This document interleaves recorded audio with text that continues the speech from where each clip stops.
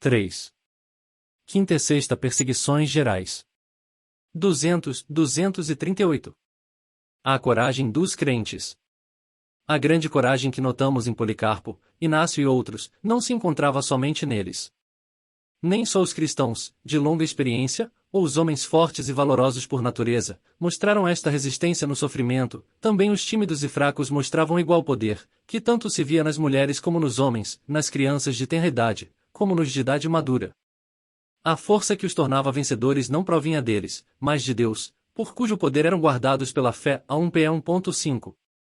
E certo que houve alguns que procuravam resistir ao inimigo na sua própria força, e um deles foi um frígio chamado Quinto, que andou por diversos pontos a persuadir os outros para que fossem ao encontro da perseguição, mas que no primeiro momento de verdadeiro perigo, voltou as costas ao Senhor e negou-o. Não queremos duvidar da realidade do seu zelo, porém agiu sem fé. Confiou na sua própria força, em lugar de pedir a Deus, e não se lembrou que Paulo tinha dito: o meu poder se aperfeiçoa na fraqueza. Deixou cair o escudo da fé, pelo qual podia ter apagado os dardos inflamados do maligno, e valeu-se do escudo da sua própria força, e um escudo assim, como era de esperar, foi atravessado pela primeira seta do inimigo. Não aconteceu o mesmo a Perpétua, a mártir de Cartago, cujo nome deve sempre figurar em um dos primeiros lugares dos anais do martirológio, pois sofreu durante o tempo da perseguição de que vamos falar, e que se levantou no princípio do 3º século, quando o imperador Severo ocupava o trono dos Césares. O imperador Severo. O imperador Severo, homem de grande sagacidade e sabedoria, era africano por nascimento, mas foi odiado pela sua perfídia e crueldade. A perseguição que teve princípio no seu reinado não foi excedida em barbaridade por nenhum dos seus antecessores, nem tampouco foi, de certo, por nenhum dos seus sucessores. Durante algum tempo, Severo pareceu estar disposto favoravelmente aos cristãos, e até se diz que atribuiu o restabelecimento de uma grave doença que teve as orações de um cristão chamado Procúlo. Mas a sua benevolência não durou muito, e no ano 202 a perseguição rebentou na África com desusada violência. Nem os esforços de Tertuliano, que tão eloquentemente apelou para a humanidade do povo, nem os solenes avisos que ele dirigiu ao prefeito da África, serviram para fazer parar a torrente da fúria popular que nesse movimento se desencadeava sobre os cristãos. Foram, um após outro, arrastados à tortura e executados, até que as palavras do grande apologista fossem realizadas: na vossa crueldade será a nossa glória. Milhares de pessoas de ambos os sexos, e de todas as classes, se hão de apressar a sofrer o martírio, hão de exaurir os vossos fogos, e cansar as vossas espadas. Cartago há de ser dizimada, as principais pessoas da cidade, talvez até mesmo os vossos amigos mais íntimos e os vossos parentes, hão de ser sacrificados. A vossa contenda contra Deus será em vão. História de Perpétua. O nobre exército dos mártires foi, na verdade, reforçado por muitas pessoas vindas da famosa capital da África romana, e vivia Perpétua, que se convertera pouco tempo antes, foi uma dessas. Era uma senhora casada, de 22 anos de idade, pertencente a uma boa família, e bem educada, e era mãe de uma criança, que a esse tempo era ainda de colo. O seu pai era pagão, e amava-a eternamente, e quando agarraram e levaram para a prisão, ele procurou por todos os meios fazê-la voltar ao paganismo. Um dia em que ele tinha sido mais eloquente do que costumava nas suas diligências, ela, mostrando-lhe um jarro que estava perto deles, disse: E meu pai, veja este vaso, pode porventura dar-lhe um nome diferente daquele que tem? Não. Disse ele. Pois bem, disse Perpétua, também eu não posso usar outro nome que não seja o de cristã. A estas palavras, o pai voltou-se para ela colérico, esbofeteou-a, e então retirou-se, e durante alguns dias não lhe tornou a aparecer. Durante esta ausência, batizou-se ela, juntamente com mais 4 jovens, um dos quais era seu irmão, e então começou a perseguição a pesar mais sobre ela, pois foi lançada com os seus companheiros na masmorra comum. Não havia luz, e quase se abafava por causa do calor e aglomeração de gente. Rogos do pai de Perpétua. Alguns dias depois, espalhou-se o boato de que os prisioneiros iam ser interrogados, e o pai de Perpétua, minado de desgosto, veio da cidade, com o maior desejo de salvá-la. A maneira pela qual se aproximou dela era, desta vez, bem diferente, e as ameaças e violências deram lugar a súplicas e rogos. Pediu-lhe que tivesse dó dos seus cabelos brancos, e pensasse na honra do seu nome, que se lembrasse de toda a sua bondade para com ela, e da maneira como ele a tinha amado acima de todos os filhos. Instou com ela para que se apiedasse de sua mãe e irmãos, do seu querido filho, que não podia viver sem ela. Não nos aniquiles a todos! E exclamou ele. Em seguida deitou-se aos seus pés, chorando amargamente, e beijando-lhe as mãos com ternura, e, agarrando-se-lhe a roupa como um suplicante, disse-lhe que dali em diante, em vez de lhe chamar filha, lhe chamaria senhora, porque ela era agora senhora do destino de todos eles. Mas perpétua, poderosamente sustentada por Deus. Suportou a agonia daquele momento com inabalável coragem, apenas dizendo, neste momento de provação, há de acontecer o que for da vontade de Deus. Fique sabendo, meu pai, que nós não podemos dispor de nós mesmos, mas que esse poder pertence a Deus. O dia do julgamento. No dia do julgamento, foi conduzida ao tribunal, com os outros prisioneiros, e quando chegou a sua vez de ser interrogada, o pobre velho pai apareceu com a criança, e apresentando-lhe diante dos olhos, pediu-lhe mais uma vez que tivesse compaixão deles. Valendo-se da situação, o procurador Hilariano suspendeu o seu severo interrogatório, e disse-lhe com os modos mais brandos, poupa os cabelos brancos de teu pai. Poupa o teu filhinho. Oferece um sacrifício pela prosperidade do imperador. Mas ela respondeu, e não oferecerei sacrifício algum. Então o procurador perguntou-lhe, és cristã? A estas palavras o pai rompeu em altos gritos, tanto que o procurador ordenou que ele fosse lançado ao chão, e açoitado. Tudo isto Perpétua presenciou com coragem, reprimindo a sua dor. Em seguida leram-lhe a sentença de morte e conduziram-na de novo à prisão com os seus companheiros. Enquanto se aproximava o dia dos jogos, mais uma vez o velho a visitou, e com rogos ainda mais veementes pediu-lhe que tivesse dó da sua aflição, e consentisse em oferecer um sacrifício pela prosperidade do imperador, mas apesar da mágoa de Perpétua ser muito grande a sua firmeza não se abalou, e não negou a fé. Foram estas, na verdade, as mais duras provas pelas quais ela teve de passar, mas acabaram, por fim, e o dia do seu martírio bem depressa chegou. O dia da execução. Nesse dia conduziram-na para fora com o irmão, e outra mulher chamada Felicidade, e as duas foram atadas em redes, e lançadas a uma vaca brava. Os ferimentos de Perpétua não foram mortais, e a populaça farta, mas não saciada pela vista do sangue, disse ao algoz que aplicasse o golpe da morte. Como que despertando de um sonho agradável, Perpétua chegou a túnica mais a si, levantou o cabelo que lhe caíra pelas costas abaixo, e depois de ter dirigido com voz fraca algumas palavras de animação a seu irmão, guiou ela mesma a espada do gladiador para o coração, e assim expirou. Corajosa Perpétua! O coração bate-nos apressado ao ler a tua maravilhosa história, mas ainda havemos, pela graça de Deus, de ver-te coroada e feliz na presença do teu Senhor. Uma carta de Irineu.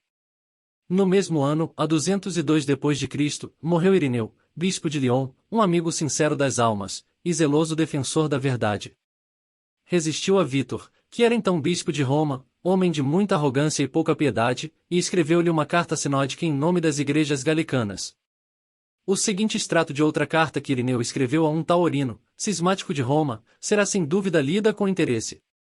Vite, escreve ele, na Ásia Menor, quando ainda eu era rapaz, com Policarpo, no meio do grande esplendor da corte, procurando por todos os meios ganhar a sua amizade.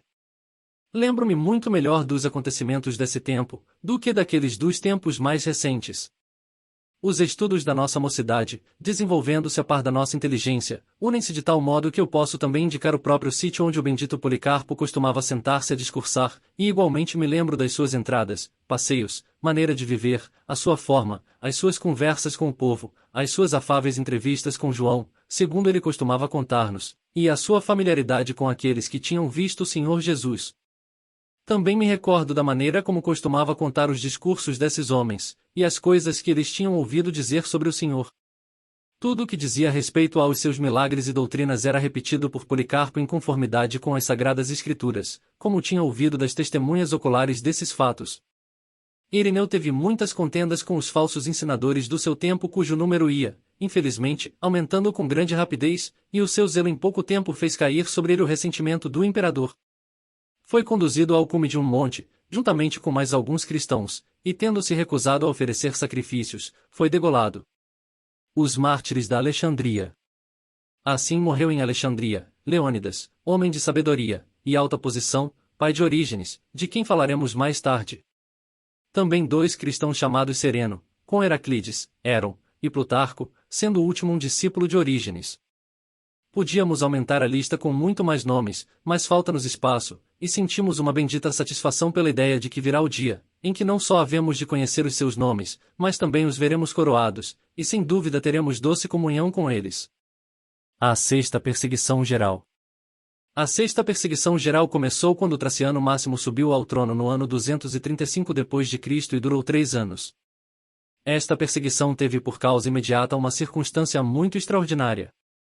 Máximo tinha um ódio terrível ao seu antecessor Alexandre, e para mostrar o seu ódio, mudou quanto possível a política do reinado de Alexandre. Aquele governador tão humano tinha tratado os cristãos com bondade, foi isto bastante para que esse malvado Traciano os tratasse com severidade.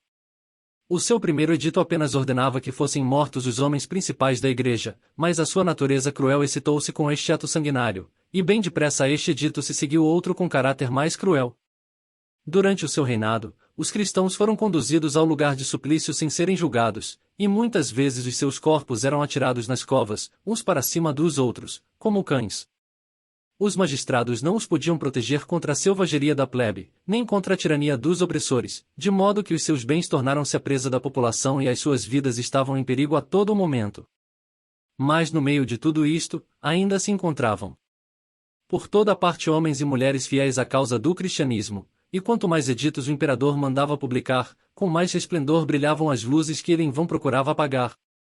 Perseguidores e perseguidos. 200 anos se tinham passado depois da morte de Cristo, 200 anos de ódio e sofrimento contra a sua amada igreja, mas ainda assim o número de crentes ia sempre aumentando. Muitas e muitas vezes o poder do inferno trabalhou contra ela, mas sempre em vão.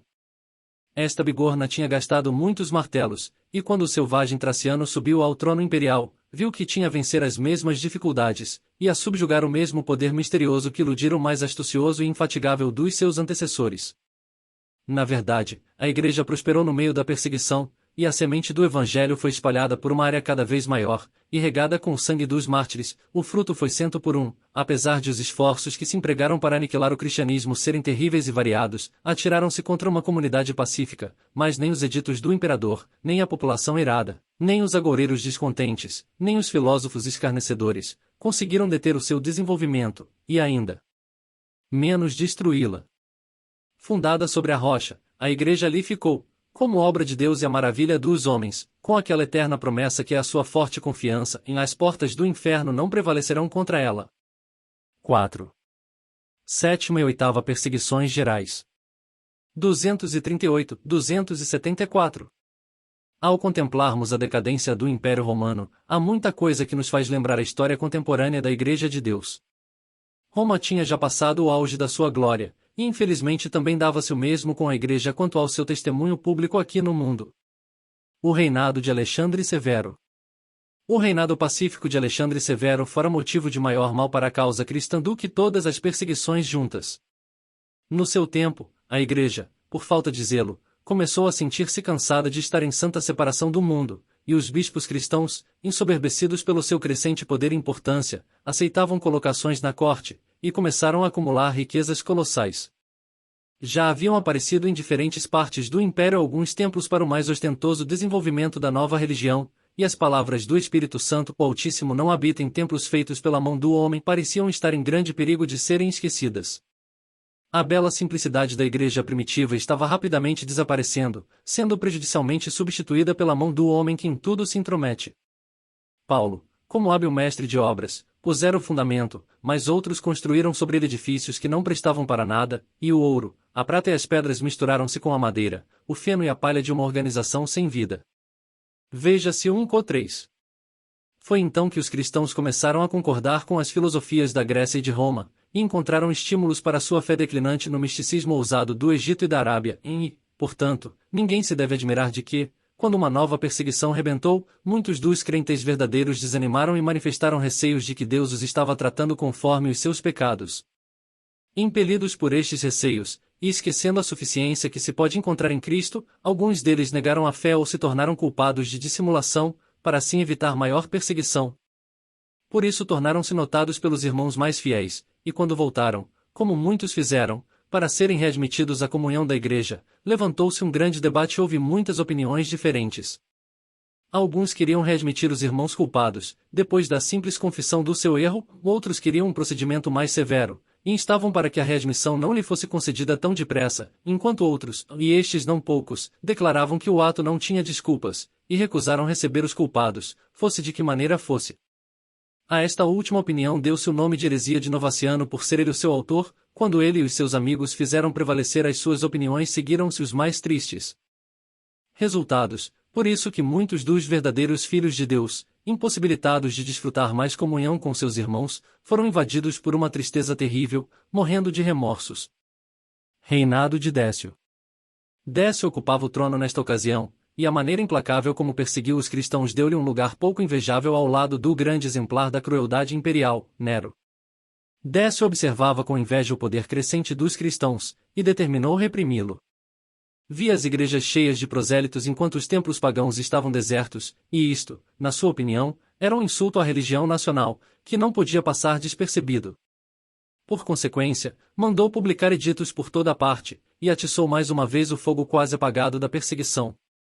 Fabiano, bispo de Roma, foi o primeiro alvo do seu ressentimento, e foi tal a força da perseguição, que depois da sua morte ninguém teve coragem de ir ocupar o seu lugar. Orígenes no Oriente, e Cipriano no Ocidente muito fizeram pelo seu exemplo e ensino para dar vigor a mãos cansadas, e fortalecer os joelhos trêmulos, mas apenas tiveram superintendência de distritos muito limitados, e outros bispos e pastores não foram tão fiéis. Os editos do imperador Décio. O imperador mandou publicar editos após editos indicando aos cristãos certos dias para comparecerem perante os magistrados, e aqueles que recusavam renunciar à sua religião eram lançados em prisões e sujeitos às mais horrorosas torturas para os obrigar a abandonar a nova fé. Alguns cediam, e outros, entre os quais o infatigável Orígenes, foram fiéis até o fim. Muitos desterravam-se voluntariamente, e no seu desterro continuavam a fazer as suas reuniões em bosques e em cavernas, sentindo-se muito mais seguros e felizes na companhia dos animais ferozes do que na sociedade de homens tão brutais como os seus perseguidores. Ainda assim nem sempre conseguiram desta maneira estar em segurança. Sabemos de 7 soldados romanos que morreram à fome numa caverna em que se tinham refugiado, pois o imperador ordenara que a entrada fosse fechada. Mas, nem todos eram tão fracos, e a intrepidez de alguns deles durante o interrogatório foi um contraste notável com a timidez dos que já falamos. Admiro-me, disse um deles a quem ordenavam que oferecesse sacrifício a Vênus, que me mandeis prestar culto a uma mulher infame cujos deboches até os vossos próprios historiadores recordam, e cuja vida foi toda de atos que as vossas próprias leis haviam de punir. A censura era justa, mas a verdade dita por aquela forma poucas vezes se suporta, e o orador foi condenado, pela sua ousadia, ao suplício da roda e a ser decapitado. Também uma mulher que um homem obrigou a oferecer incenso, agarrando-lhe a mão para este fim, exclamou: "E não foi eu que fiz isto, mas sim o Senhor", e por isto foi condenada ao exílio. Uma carta a Cipriano. Um outro, que estava prisioneiro em Roma, escreveu a Cipriano: "Que mais gloriosa e bendita sorte pode ter o homem, do que no meio das torturas e com a perspectiva da própria morte, apresentar-se, pela graça divina, a Deus, o Senhor, e confessar Cristo como Filho de Deus, tendo o corpo lacerado, porém o espírito sempre livre porque se torna companheiro de Cristo no sofrimento? Se não temos derramado nosso sangue, estamos prontos para fazê-lo. Portanto, querido Cipriano, ora ao Senhor para que diariamente nos confirme e fortaleça cada vez mais com a força do seu poder, e para que ele, como o melhor dos comandantes, conduza os seus soldados, a quem tem disciplinado e experimentado no perigo, ao campo de batalha que está diante de nós, armados com aquelas armas divinas que nunca podem ser vencidas." Na verdade, o Senhor nunca se tinha esquecido do seu povo querido, e o tempo de aflição dos seus escolhidos fora fixado por ele. Talvez ele visse a fraqueza deles, e por isso, encurtasse o tempo da sua provação. Assim parecia mesmo, porque depois de um curto reinado de 2 anos e 6 meses, foi Décio morto numa batalha com os godos, e assim terminou a 7ª perseguição geral do Império. 8ª perseguição geral. Galo, que sucedeu a Décio, apenas reinou 2 anos, e, depois da sua morte, subiu ao trono Valeriano, que começou uma nova perseguição. A princípio, estava bem disposto a favor dos cristãos, e disse que examinou a influência que o cristianismo exercia na moral pública, mas a sua paixão pela magia oriental dispôs o seu espírito para o ensino insidioso de um mágico egípcio, chamado Macriono, o qual se opunha ativa e amargamente à verdade, e pode-se atribuir a sua especial influência à 8ª perseguição geral do Império. O mártir Cipriano. Logo que ocorreram os primeiros boatos da perseguição, Cipriano tornou-se notável. Algumas referências à sua prévia história não deixam de ter lugar aqui. Nasceu no ano 200, descendia de uma família nobre, e recebeu uma educação adequada à sua posição. Mais tarde ensinou retórica publicamente com grande sucesso em Cartago, onde vivia de uma maneira principesca. Dizem que se vestia com magnificência, tinha uma comitiva suntuosa, e levava uma multidão de pessoas às suas ordens, quando ia para fora. Sendo convertido do paganismo aos 45 anos de idade, vendeu imediatamente os seus bens e deu a maior parte do produto da venda aos pobres. Progredia admiravelmente no estudo da verdade, e depois de 3 anos, durante os quais se aplicou muito de perto à leitura das Escrituras Sagradas, fizeram-no bispo de Cartago. No reinado de Décio, foi publicada uma ordem de prisão contra ele, mas Cipriano retirou-se para um lugar seguro até passar a tempestade, e ali empregou as suas horas de descanso a escrever cartas consoladoras aos cristãos que sofriam. Não foi, contudo, o medo que o fez dar este passo. Como prova a evidência da sua conduta numa ocasião posterior.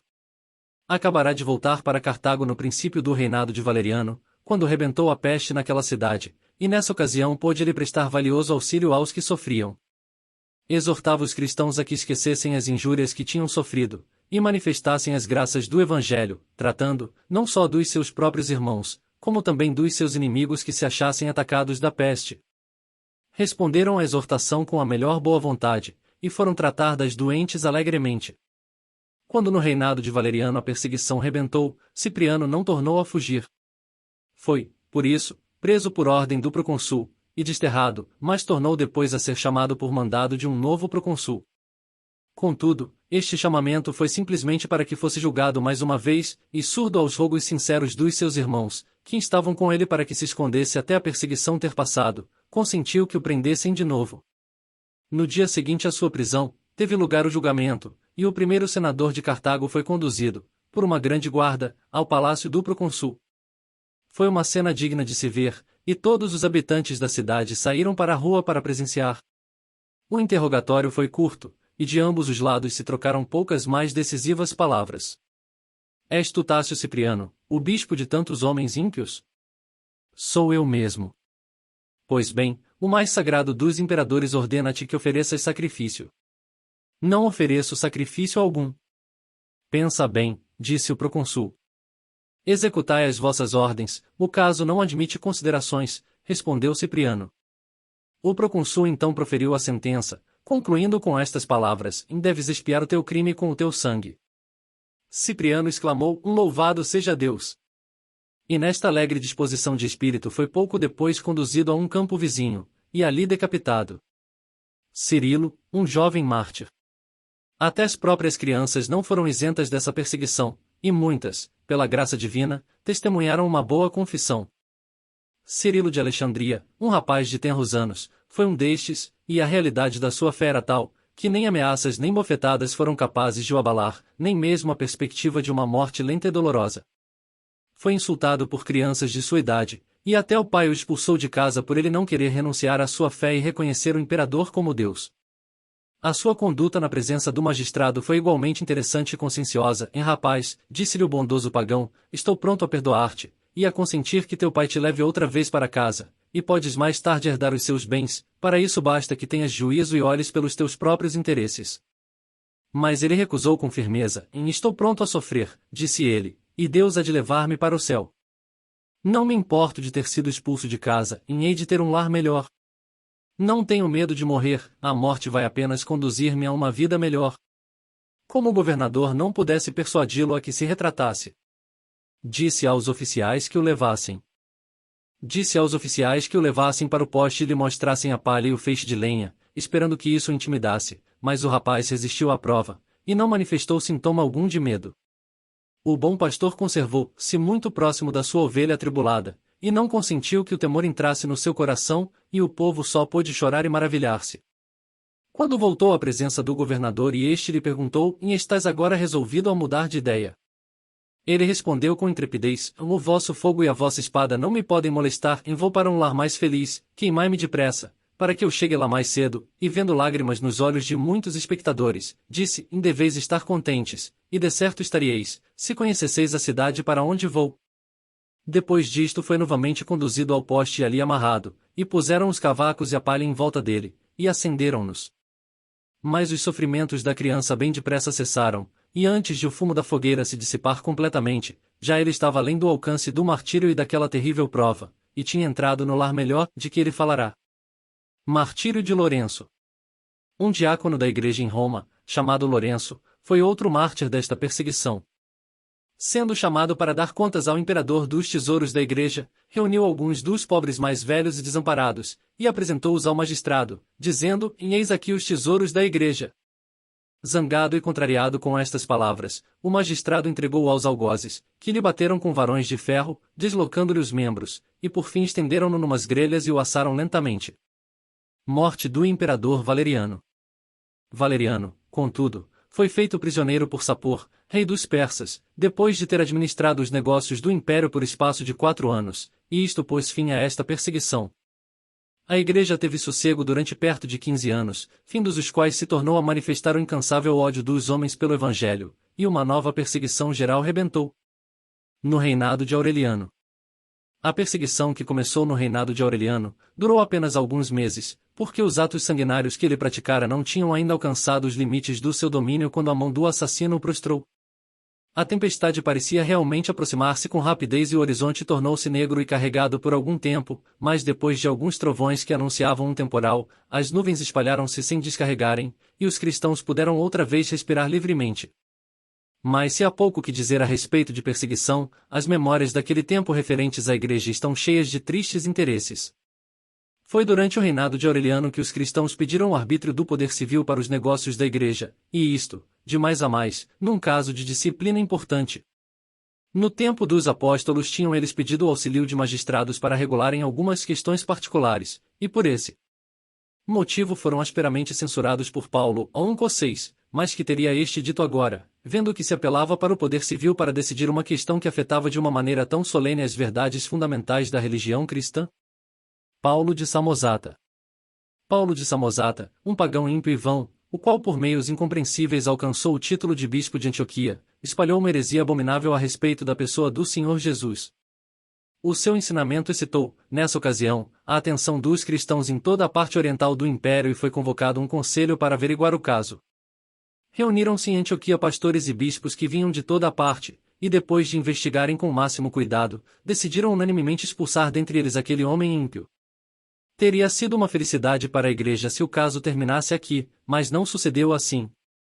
Esse homem recusou-se a ceder à autoridade da igreja, e o conselho apelou para o imperador, que enviou a questão para os bispos de Itália e Roma, e como eles confirmassem a decisão dos seus irmãos, o altivo bispo nada mais teve de fazer senão retirar-se em silêncio, sob o peso de uma dupla censura. Mudança da política de Aureliano. Foi só depois deste acontecimento que Aureliano mudou a sua atitude para com os cristãos, e nunca se pôde afirmar positivamente qual foi a causa da mudança dessa política. Eusébio atribui isso, de uma maneira vaga, à influência de certos conselheiros, mas não explica quem eram. Nem tampouco como foi que conseguiram ganhar o apoio do imperador. Mas, disse ele, quando Aureliano estava já quase, por assim dizer, no ato de assinar o decreto, a vingança divina alcançou, provando, assim, a todos, que nenhum privilégio pode ser concedido aos governadores do mundo contra a Igreja de Cristo, a não ser pela permissão da poderosa mão de Deus. 5. Nono e 10ª Perseguições Gerais. 274, 306. Decadência espiritual dos cristãos. Depois de um descanso de uns 28 anos, tornou a mesquinha mão do homem a estender-se para continuar a perseguição, e o imperador fez o último e desesperado esforço para exterminar a religião tão odiada. Historicamente, foi este o último e decisivo conflito entre o paganismo e o cristianismo. Durou 10 anos, e foi sem dúvida a mais desoladora de todas as perseguições. A segurança tranquila, que a igreja desfrutara desde a morte de Aureliano tinha produzido uma tal inação nos cristãos, que a sua condição levantou um certo sentimento de vergonha no coração de muitos, misturado com o receio de que o desagrado do Senhor estivesse pendente sobre as suas cabeças. Em consequência da sua infidelidade, a igreja tinha diminuído muito em poder espiritual, mas tinha aumentado em soberba e ambição mundana, e a simplicidade de seu culto quase se ofuscou por ritos mais judaicos que cristãos. E isto ainda não era tudo.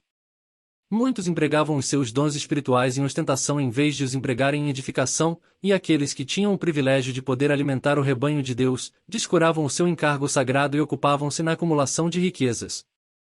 Os bispos, cujo verdadeiro dever era servir ao povo e trabalhar pessoalmente entre os pobres e os doentes, tornavam-se numa grande ordem sacerdotal, e procediam como tendo domínio sobre a herança de Deus. Estes tinham empregados as suas ordens e já não seguiam a hospitalidade de que Paulo falará como sendo uma qualidade indispensável aos bispos, mas recebiam um salário, tornando-se dependentes dos ganhos alheios. Antes de ter passado um século, ouviu-se um pagão dizer: façam-me bispo de Roma, que eu logo me tornarei cristão. Na verdade, a distinção entre o clero e os leigos procedia deste sistema de tirania espiritual, e daqui provinham por sua vez, aqueles medonhos abusos da Idade Média, que mais tarde foram condenados em parte, se bem que por razões políticas, pelo arrogante ousado Hildebrando, quando subiu à cadeira papal. Além disso, a paz inteira das assembleias era constantemente perturbada pelas discussões. Havia contínuas disputas entre os bispos e os presbíteros, por causa das altivas pretensões dos primeiros, que exigiam superioridade na igreja, superioridade esta que os últimos não queriam de modo algum conceder. Nos primeiros tempos do cristianismo aqueles dois títulos haviam sido considerados iguais, e só perto do fim do segundo século é que o costume conseguiu colocar um acima do outro. A controvérsia foi longa e amarga, e enquanto os pastores assim lutavam uns com os outros, as ovelhas morriam de fome, e os lobos daninhos estavam se introduzindo no meio delas, não poupando o rebanho. Perseguição no reinado de Diocleciano. No meio deste triste estado de coisas, começou a perseguição no reinado de Diocleciano. Este tirano, soberbo e selvagem, ocupava o trono havia já 19 anos, e durante esse tempo tinha associado ao seu governo 3 outros opressores como ele, em Maximiliano, Galério, e Constantino Cloro, pai de Constantino, o Grande. Galério, que odiava os cristãos, era genro do imperador, e exercia uma influência fatal sobre ele. Persuadiu-o de que o cristianismo se opunha aos melhores interesses do povo, e que o meio de fazer reviver as antigas glórias do império era arrancar pela raiz aquela odiosa religião e destruí-la completamente. Para melhor atingir o seu fim, procurou auxílio dos sacerdotes pagãos e dos mestres de filosofia que, pelas suas palavras e influências, bem depressa levaram o imperador a partilhar das ideias deles.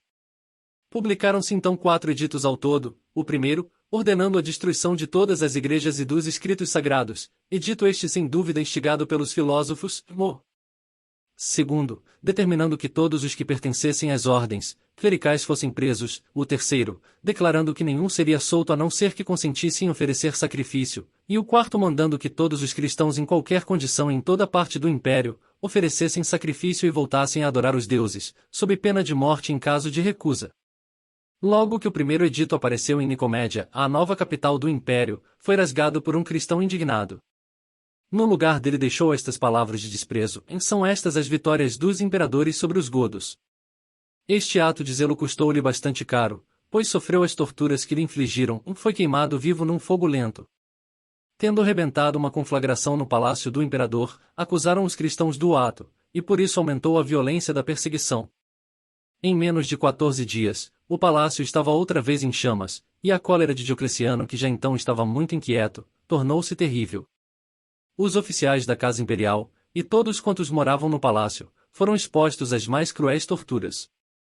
Disse que por ordem, e em presença de Diocleciano, Prisca e Valéria, mulher e filha do imperador, foram obrigadas a oferecer sacrifícios, os poderosos eunucos Dorotel, Georgino e Andrias sofreram a morte, Antino, bispo de Nicomédia, foi decapitado. Muitos foram executados, outros queimados, outros amarrados e com pedras atadas ao pescoço levados em botes para o meio do lago, e ali lançados à água. Ao oriente e ocidente de Nicomédia as perseguições tornaram-se violentas e furiosas, e a única província romana que escapou a esta medonha tempestade foi a Gália. Era ali que residia Constantino, o único governador que protegia os cristãos, os outros eram implacáveis e não tinham remorsos. Mas Diocleciano sentiu-se por fim cansado de tão medonho trabalho, e no ano seguinte entregou as rédeas do governo. O seu colega Maximiano seguiu-lhe o exemplo imediatamente, e Galério reinou como único senhor do Oriente até que seu sobrinho, um monstro igual a ele, obteve o governo da Síria e do Egito sob o título de Maximiano II. Ser-nos é impossível falar de todos os mártires cujos nomes estão ligados a esta perseguição, pois devem ter sido contados por milhares durante estes tristes 10 anos. No Egito, os cristãos sofreram um martírio aos grupos, tendo havido dia de 60 a 80 mortes. Romano, o diácono de Antioquia, quando foi ameaçado com a tortura, exclamou: Imperador, recebo gostosamente a tua sentença, não me recuso a ser torturado a favor dos meus irmãos, ainda que seja pelos meios mais cruéis que possas inventar. Quando o executor hesitava em continuar o seu terrível trabalho, em consequência de a vítima pertencer à nobreza, Romano disse: e não é o sangue dos meus antepassados que faz com que eu seja nobre, mas sim a minha profissão cristã.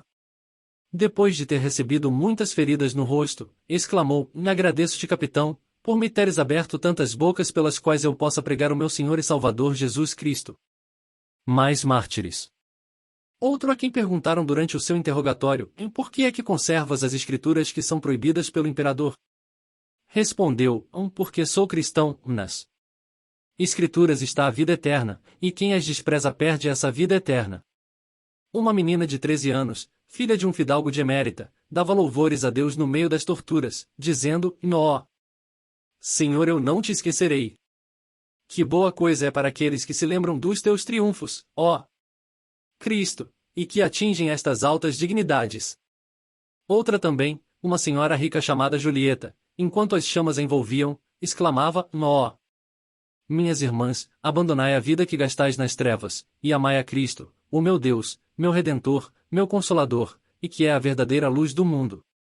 Que o Espírito de Deus vos faça convencer de que há um outro mundo no qual os adoradores dos ídolos e demônios hão de ser eternamente atormentados, e os servos do Deus verdadeiro serão eternamente coroados. Foi este o seu fiel testemunho. Morte dos perseguidores. Façamos a comparação entre essas cenas triunfantes e o fim miserável dos grandes perseguidores do cristianismo. Nero, Diocleciano e Maximiano suicidaram-se. Domiciano, Cômodo, Maximínio e Aureliano foram assassinados. Adriano morreu em agonia gritando: quão desgraçado é procurar a morte e não a encontrar. Décio, cuja retirada foi impedida durante uma emboscada, morreu miseravelmente, e o seu corpo foi presa de abutres e animais ferozes. Valeriano, depois de ser preso por Sapor, rei da Pérsia, foi empregado como um banco onde esse rei punha os pés quando montava o seu cavalo, e depois de sofrer durante 7 anos este e outros insultos, foram-lhe arrancados os olhos e esfolaram-no vivo. Maximínio teve uma morte lenta e horrorosa, e, finalmente, Galério, o príncipe dos perseguidores, foi atacado de uma doença terrível que o condenou a um contínuo martírio. Foram consultados os médicos, em vão, e assim como Antíoco Epifânio e Herodes, que foram tão cruéis quanto ele, foi o seu corpo comido de bichos. Mas o período da história que está indicado na carta escrita ao anjo da igreja em Esmirna, AP 2 de agosto de 2011, tinha chegado ao seu fim. Aquela mística intimação do cabeça da igreja: em vós tereis tribulações por 10 dias, tinha sido cumprida, e as 10 perseguições do Império Romano pagão tinham passado à história.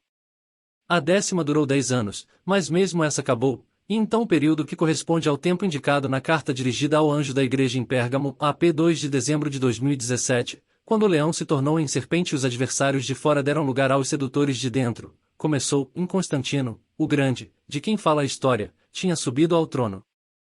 6. Quarto século da era cristã. 306-375. Constantino o Grande.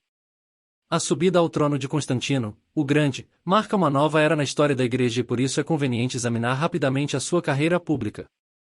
Nasceu na Grã-Bretanha, e diz-se que a sua mãe era uma princesa britânica. Depois da morte de seu pai, que foi muito estimado pela sua justiça e moderação, as legiões romanas estacionadas em York saudaram-no como César e vestiram-no com a púrpura imperial. Apesar de Galeriano se ofender com esta aclamação, ele não estava preparado para se arriscar numa guerra civil, opondo-se a ela, e portanto ratificou o título que o exército dera a seu general, e concedeu-lhe o 4º lugar entre os governadores do império. Durante os 6 anos que se seguiram administrou Constantino a prefeitura da Gália com uma perícia notável, e ao fim desse tempo tomou posse de todo o Império Romano, visto que Maximínio e Galério, no intervalo, tinham morrido. Apenas restava agora um competidor ao trono, Maxêncio, um forte defensor do paganismo, e logo que Constantino obteve conhecimento exato dos seus recursos, marchou contra ele com um grande exército, e venceu-o completamente. A questão de Constantino ser ou não realmente cristão, sempre tem sido ponto de dúvida entre os escritores sagrados, e tem-se apresentado muitas e diferentes razões como prova de que adotou a religião cristã. Mas se efetivamente se converteu, podemos afirmar positivamente que não foi antes de marchar contra Maxêncio, tendo, segundo se diz, presenciado durante essa marcha, um fenômeno extraordinário no firmamento, e sido favorecido com uma visão notável. Até esse tempo estava ainda indeciso entre o paganismo e o cristianismo. Tempos novos para a Igreja. Tinha agora chegado um tempo muito extraordinário para o povo de Deus. A religião de Cristo, saindo como do deserto e das prisões, tomou posse do mundo. Até nas estradas principais, nos íngremes cumes dos montes, nos fundos barrancos e nos vales distantes, nos tetos das casas, e nos mosaicos dos sobrados se via a cruz. A vitória era completa e decisiva. Até nas moedas de Constantino se via o lábaro com o monograma de Cristo levantando-se acima do dragão vencido. Do mesmo modo o culto e o nome de Jesus se exaltaram acima dos deuses vencidos do paganismo. De fato começava uma ordem de coisas inteiramente nova, e o imperador romano tornou-se o principal da Igreja. A administração do Estado e dos negócios civis foi reunida com o governo da Igreja e podia-se presenciar o espetáculo extraordinário de um imperador romano presidir os concílios da Igreja e tomar parte nos debates. Em geral os cristãos não se ressentiam desta intrusão, pelo contrário consideravam-na como um auspicioso e feliz presságio, e em lugar de censurar o imperador pelo seu intrometimento, receberam-no como bispo dos bispos. O povo de Deus aceitou a proteção de um Estado semipagão, e o cristianismo sofreu a maior degradação possível com a proteção de um potentado do mundo. Efeitos da união entre a Igreja e o Estado. O efeito desastrado desta primeira união da Igreja com o Estado fez-se sentir imediatamente. Levantaram-se contendas, e o imperador foi nomeado árbitro pelas partes contendoras. Mas logo que dava sua decisão sobre a questão, esta continuava rejeitada com desprezo pela parte cujas razões eram desatendidas. Repetiu-se a mesma coisa uma vez e outra, até que o imperador se indignou, e recorreu a meios violentos para reforçar o seu poder. Isso provava até a evidência e inutilidade e a inconveniência daquela proteção a que os cristãos de tão boa vontade, mas tão cegamente se submeteram. Até então tinham os concílios da Igreja sido compostos de bispos e presbíteros de uma província, mas durante o reinado de Constantino foram consagradas as assembleias, que o imperador podia reunir e dissolver à vontade. Chamavam-se concílios ecumênicos ou gerais, e tinham por fim a discussão das questões mais importantes da Igreja. O primeiro concílio ecumênico. A primeira destas assembleias reuniu-se em Niceia, na Bitínia, para o julgamento de um tal Ário, que tinha estado a ensinar que Nosso Senhor fora criado por Deus como qualquer outro ser, sujeito ao pecado e ao erro, e que, por consequência, não seria eterno como o Pai. Foi a isso que Constantino chamou maninharia. Quando o informaram da heresia, o concílio, porém, com poucas exceções, deu-lhe o nome de horrível blasfêmia. Os bispos sentiram tanto a indignidade que Ário fizera pesar sobre o bendito Senhor, que tapavam os ouvidos enquanto ele explicava as suas doutrinas, e declararam que, quem expunha tais ensinamentos, era digno de anátema. Como repressão às heresias crescentes foi escrito a célebre Confissão de Fé, conhecida como Credo de Niceia, no qual está clara e inteiramente anunciada a doutrina das Escrituras Sagradas com referência à divindade do Senhor. Ário e seus adeptos receberam ao mesmo tempo sentença de desterro, e possuir ou fazer circular os seus escritos era considerado como grande ofensa. A conduta posterior do soberano mostrou que o seu modo de proceder naquela ocasião não obedecia a nenhuma convicção profunda nem determinada. A pedido de sua irmã Constância, cujas simpatias pelo partido ariano eram bastante fortes, ordenou que o heresiarca voltasse do exílio, e revogou a interdição dos seus escritos. Ário foi, portanto, plenamente restituído ao favor do imperador, e tratado na corte com todas as distinções. Atanásio, bispo de Alexandria. Mas o triunfo de Ário não foi completo. Encontrou um adversário poderoso e infatigável em Atanásio, bispo de Alexandria, o qual já tinha derrotado durante as reuniões do concílio em Niceia, e que apesar de ser apenas diácono naquele tempo, tomara parte notável na discussão, e desde então sempre continuará a ser acérrimo defensor da verdade e um ativo antagonista das malévolas intenções dos arianos. Um mandato imperial de Constantino para que os hereges excomungados fossem admitidos à Igreja, foi recebido pelo bispo com um desprezo deliberado e firme, e não queria submeter-se a qualquer autoridade que procurasse pôr de parte a divindade do seu Senhor e Salvador. Contudo, os seus inimigos estavam resolvidos a levar por diante os seus propósitos e aquilo que não puderam obter por bons meios tentaram alcançar por meios infames. Fizeram uma acusação horrível contra o bispo, no sentido de ter ele causado a morte de um bispo miletino chamado Arsino, de cuja mão, diziam eles, se serviu para fins de feitiçaria. Foi, por consequência, intimado a responder perante um concílio em Cesareia, pela dupla acusação de feitiçaria e assassínio, mas Atanásio recusou-se a comparecer ali por ser o tribunal composto de inimigos. Foi pois convocado outro concílio em Tiro, e a este assistiu o bispo. A mão que devia ter servido para a prova do crime apareceu no tribunal, mas infelizmente para os acusadores o dono da mão, o bispo assassinado, também lá estava vivo e ileso. Desterro de Atanásio. Ainda assim, esta farsa não impôs aos seus adversários o silêncio que a vergonha devia produzir, e apressaram-se em preparar uma nova acusação. Afirmaram que Atanásio ameaçava reprimir a exportação do trigo de Alexandria para Constantinopla, o que traria fome para esta cidade, pensando eles, e com razão, que bastava só atribuir-lhe este mau procedimento para levantar a inveja e desagrado do imperador, cujos maiores interesses estavam ali concentrados.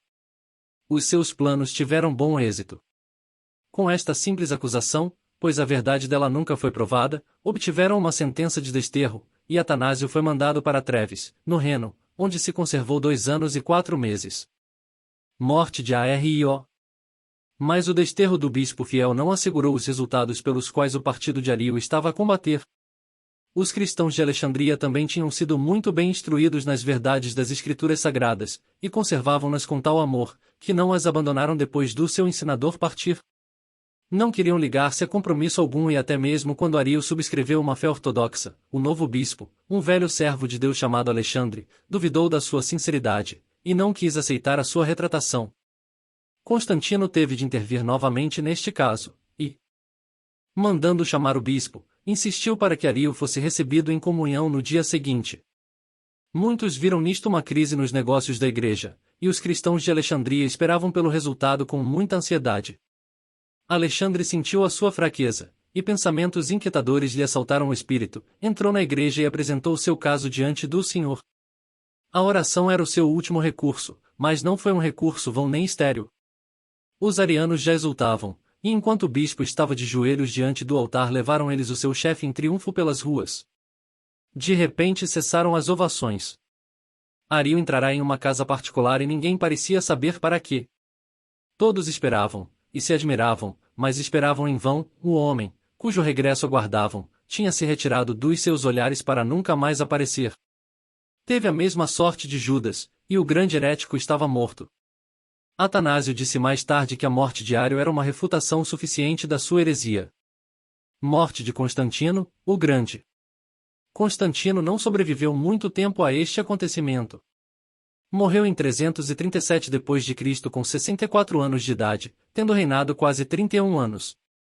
E sua legislação geral, diz um escritor moderno, manifesta a influência dos princípios cristãos, e o efeito destas leis humanitárias havia de ser sentido muito além do círculo da comunidade cristã. Decretou leis para que se guardasse melhor o domingo e contra a venda de crianças como escravos, e também contra o roubo de crianças com o fim de se venderem e muitas outras leis de caráter tanto social como moral. Mas o fato mais importante e de maior influência do seu reinado, cheio de acontecimentos, foi a destruição dos ídolos e a exaltação de Cristo. Outro fato de importância, sob o ponto de vista cristão, foi a conversão dos etíopes e ibérios, que, segundo se diz, receberam o evangelho durante esse mesmo tempo. Divisão do Império.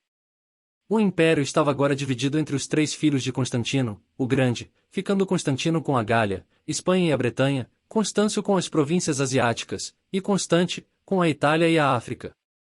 Constantino favoreceu o partido católico ortodoxo, e fez voltar Atanásio do exílio, mas foi morto no ano 340, quando invadia a Itália.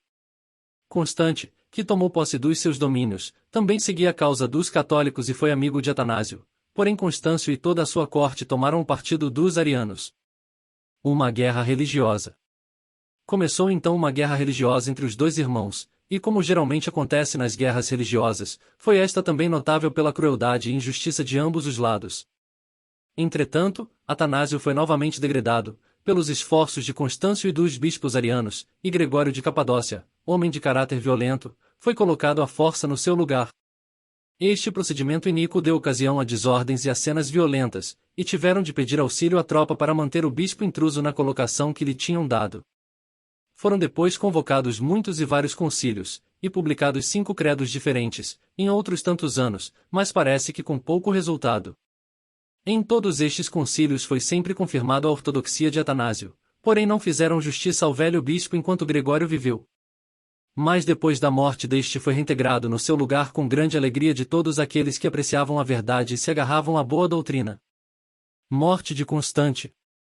Constante, que desde o princípio se tinha mostrado um verdadeiro amigo de Atanásio, morreu no ano 359, e os arianos, com a proteção de Constâncio, renovaram as suas perseguições. Tendo sido expulso pela terceira vez do seu lugar, Atanásio retirou-se voluntariamente para o exílio, e entrou, durante algum tempo, num refúgio dos desertos do Egito, onde pela meditação e oração se preparou para posterior conflito. Aqueles que professavam as suas doutrinas eram perseguidos com rigor devido à ascendência dos arianos. Por isso se dizia por toda a parte que os tempos de Nero e Diocleciano tinham voltado.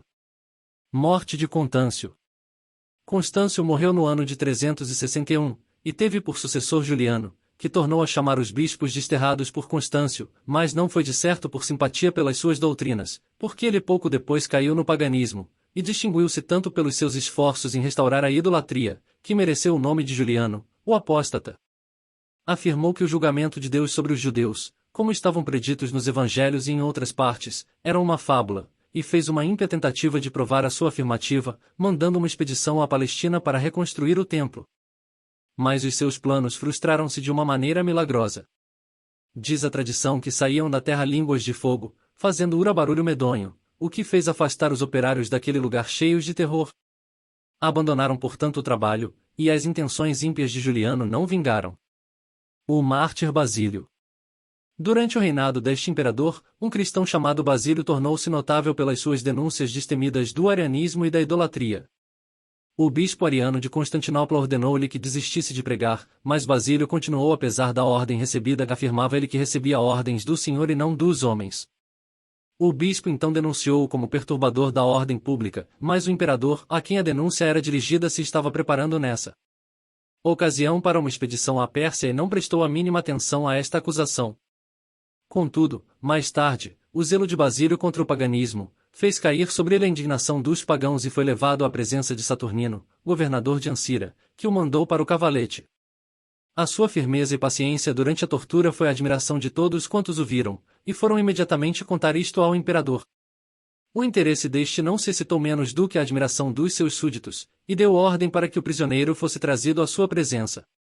Basílio, que se interessava pelo bem do imperador, aproveitou essa ocasião para proclamar o evangelho na sua presença e o avisou do perigo em que estava, devido ao seu desprezo pelo Filho de Deus.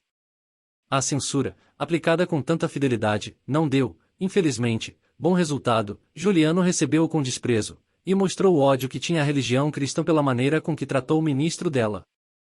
Ordenou que Basílio fosse novamente conduzido à sua prisão e que todos os dias lhe separassem a carne dos ossos, até que o seu corpo estivesse completamente despedaçado. Esta sentença desumana foi cumprida, e o bravo mártir expirou na tortura no dia 28 de junho do ano 362 d.C. Morte de Juliano. Juliano não sobreviveu muito tempo a isso. No mesmo mês, quase no mesmo dia, a 26 de junho, do ano seguinte foi mortalmente ferido numa escaramuça com os asiáticos, e, quando jazia por terra, fraco e perdido, foi visto estender a mão para o céu e murmurar estas palavras: Enzero Galileu, venceste, e assim expirou. Um imperador verdadeiramente cristão. Joviano, que lhe sucedeu, foi talvez o primeiro governador do Império Romano verdadeiramente cristão, e mais o seu reinado foi curto. Quis que Atanásio, que voltará de Alexandria depois da morte de Juliano, fosse o seu mestre e conselheiro, e bem depressa ficou tão seguro da verdade que nem padres pagãos, nem arianos hereges, tinham poder algum sobre ele. Mas usou de tolerância para com todos, e apesar de se ligar à verdade, sempre se viu rodeado de alguns que se opunham a ela. Na verdade, se podemos acreditar em Sócrates, que para a autoridade cita o filósofo Temício, os adeptos do grande heresiarca Ário eram governados mais por conveniência do que por consciência, e regulavam as suas opiniões pelas do poder reinante. Depois de um feliz reinado de 8 meses, Joviano morreu por asfixia, em 17 de fevereiro do ano 364. Os seus sucessores, Valenciano e Valente, prometiam seguir os passos de seu pai, mais Valente foi logo levado para o partido ariano por instigação de sua mulher, e foi batizado por um bispo ariano. Morte de Atanásio. Renovou em seguida os ataques a Atanásio e seus adeptos, e o velho bispo, depois de ter estado escondido por espaço de 4 meses no sepulcro de seu pai, teve de fugir outra vez de Alexandria. Contudo, a opinião popular não podia consentir que ele estivesse muito tempo no exílio, e foi quase imediatamente chamado de novo. Pouco depois, no ano 373. terminou pacificamente a sua longa e agitada carreira. A sua morte foi considerada calamidade pública por todos os que velavam com solicitude os interesses do seu divino mestre. Foi por pugnar pela grande verdade da Trindade que o venerável bispo fora desterrado 3 vezes, e acusado de herege pelos falsos padres de Ário. 7. Período semelhante a Pérgamo. 375-500. O imperador Graciano. Foi ao ano de 375 que Graciano sucedeu a Salesiano como imperador do Ocidente, e tinha apenas 16 anos de idade quando subiu ao trono. Era um verdadeiro filho de Deus, e apesar de sua pouca idade, distinguiu-se por uma piedade e um zelo que fariam honra a muitos mais velhos do que ele. Um dos primeiros atos do seu reinado foi escrever uma carta a Ambrósio, bispo de Milão, na qual lhe pedia que o viesse visitar. Vinde, escreveu ele, para que possais ensinar a doutrina da salvação a quem crê verdadeiramente, não para que estudemos para questionar, mas que a revelação de Deus possa penetrar mais intimamente no nosso coração. Foi geralmente estimado, e há dúvidas sobre a indolência e luxúria de que o acusam alguns historiadores. Isso não tem qualquer fundamento a não ser na malícia dos inimigos. O imperador Teodósio. Depois da morte do seu tio, o imperador Valente, um grande partidário de Ario, Graciano ficou como único governador do império, mas, sentindo-se incapaz de suportar o peso de ansiedade inerente a esta nova responsabilidade, determinou investir com a púrpura imperial Teodósio, um espanhol de nascimento nobre. Era este o filho do general Teodósio, que tinha prestado bons serviços na Bretanha, durante o reinado de Valenciano, reprimindo as incursões dos pictos escoceses, e Graciano tinha toda a confiança na sua energia e habilidade. E tinha razão, porque Teodósio era homem de grande piedade e boas qualidades, e o seu reinado, que durou perto de 16 anos, foi notável pela sabedoria e moderação que mostrou, e que convinha a um governador cristão. Mas, assim como Davi dos tempos antigos, também o seu caráter teve algumas manchas, e durante a sua vida praticaram-se atos negros e sangrentos. Os seguintes fatos falam por si. Tinha havido um tumulto em Tessalônica, devido à prisão de um homem muito estimado. Durante esse tumulto o general Botênio e vários oficiais perderam a vida. Teodósio, cheio de indignação por este ultraje, determinou vingá-lo, e para esse fim deu instruções secretas para se proceder a uma carnificina geral nos habitantes. Sob o pretexto de que ia ter lugar uma exibição de jogos públicos, reuniu-se uma enorme multidão de gente no circo da cidade, e seguiu-se uma cena medonha em que 15.000 pessoas perderam a vida. Ambrósio, ao qual o imperador tinha prometido que não faria caso da ofensa, ficou cheio de pesar e admiração. Quando recebeu esta notícia e, retirando-se para um deserto próximo, escreveu ao imperador uma carta muito severa, repreendendo-o. O bispo era homem de caráter bom e amável, e os mais pobres do seu rebanho podiam sempre chegar-se a ele, mas também sabia ser firme quando era preciso, e viu que era agora ocasião de o ser. Quaisquer que fossem os seus sentimentos íntimos para o imperador, nada se podia colocar no caminho do seu dever para com Deus. Na sua presença quaisquer sentimentos ou distinções humanas haviam de desaparecer. Tratava-se dos direitos da glória divina, e eles deviam ser sustentados a todo o custo. Ambrósio compreendeu perfeitamente a sua posição, mas o seu desgosto não foi mais verdadeiro do que o de Teodósio. A consciência do imperador despertou verdadeiramente, e o seu coração sentiu o duplo peso da censura do bispo, e da sua própria culpabilidade sanguinária. O seu primeiro pensamento foi recorrer à igreja, mas Ambrósio, que soube disso, apressou-se em ir a Milão para o impedir de assim fazer. Os dois homens encontrarão-se no pórtico da igreja, e houve uma cena notável entre eles. Quando o imperador avançava para entrar na igreja, o bispo agarrou-lhe o vestido e conjurou-o solenemente a que recuasse. O imperador apresentou as suas razões, mas Ambrósio conservou-se firme. As expressões particulares de pesar foram inúteis, o fato tornará-se público, e o bispo nada queria admitir a não ser depois de uma confissão pública. Imperador, disse o inflexível bispo, parece que não conheces a enormidade do ato que praticaste, nem mesmo depois que cessou a tua raiva veio a razão fazer-te conhecer o crime cometido. Na verdade não convém que, enganado, pelo esplendor da púrpura, ignores a fraqueza do corpo que ela cobre. Imperador, tu governas criaturas cuja natureza é igual à tua, e ainda mais, criaturas que são escravas como tu, porque Deus é o único Senhor e soberano de todos, sem exceção. Como, pois, has de receber com as tuas mãos impuras o corpo supremamente santo do Senhor? E como has tu, depois de derramares tanto sangue injustamente, aproximar da tua boca o cálice que fala do seu sangue? Afasta-te então deste lugar, e não tentes aumentar tuas transgressões passadas com novas culpas. Teodósio aceitou esta censura e retirou-se. Passaram-se 8 meses, e durante este tempo fechou-se no seu palácio, onde se dedicou à oração e à humilhação. Entretanto aproximava-se o Natal, e nesse dia apresentou-se novamente no pórtico da igreja. Lamento profundamente, disse ele, que o templo de Deus, e por consequência o céu, esteja fechado para mim, ao passo que está aberto aos escravos e mendigos. Mas o bispo queria provas da sinceridade do seu arrependimento. Que mudança de espírito tens apresentado? Perguntou-lhe, depois de tão grande transgressão. E com que remédios tens curado as tuas feridas? Então o imperador respondeu, e vosso dever indicar os remédios, e o meu receber e fazer uso das vossas prescrições.